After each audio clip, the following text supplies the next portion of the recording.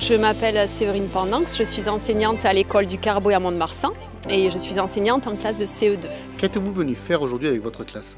Alors aujourd'hui nous avons avec la classe réalisé le parcours de Mont-de-Marsan Sculpture, le parcours 5-7 ans ou 5-8 ans, afin de découvrir les différentes statues qui sont proposées et répondre aux questions qui sont dans le livret. Bonjour, je m'appelle Thibaut, je suis en CE2. Bonjour, je m'appelle Brahim et je suis en CE2.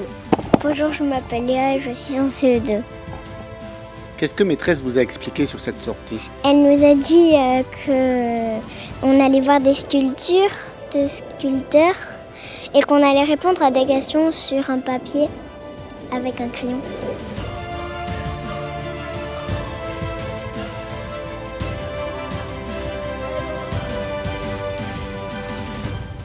Alors c'est une thématique intéressante, c'est vrai qu'on peut le travailler depuis les tout petits avec les mythes comme Ulysse et puis ça peut être un peu plus complexe, c'est vrai qu'il y a certaines statues, représentations qui étaient un petit peu difficiles pour eux en signification, mais ça sera repris en classe avec des mots simples et puis leurs mots d'enfant surtout. Un petit peu plus simple.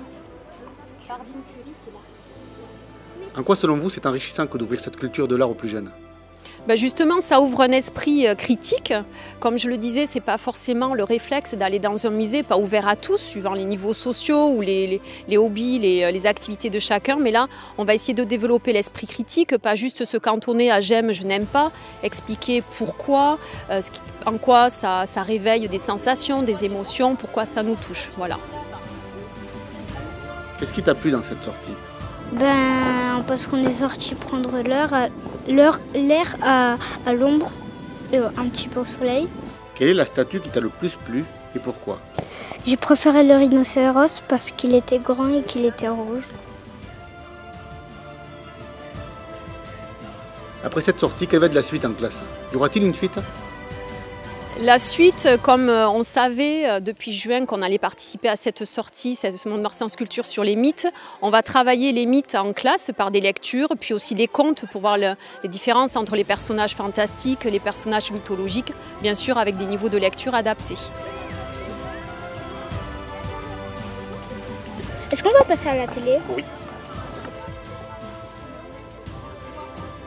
Que pensez-vous de cette initiative qui est d'installer des statues et des œuvres dans les rues au plus près des habitants? Alors effectivement, c'est une initiative qui est un peu innovante par rapport à d'autres villes, mais c'est très intéressant parce qu'on fait sortir l'art dans la rue. On n'a pas forcément le réflexe d'aller dans les musées où voilà, on se dit que ça doit être un peu opaque, un peu complexe, mais voilà, ça permet au plus grand public d'atteindre cette culture qui est ouverte à tous finalement. Oui, ça nous a plu. Et on aimerait bien revenir Avec nos parents. Pendant les vacances. Venez tous à Mont-de-Marsan Sculpture.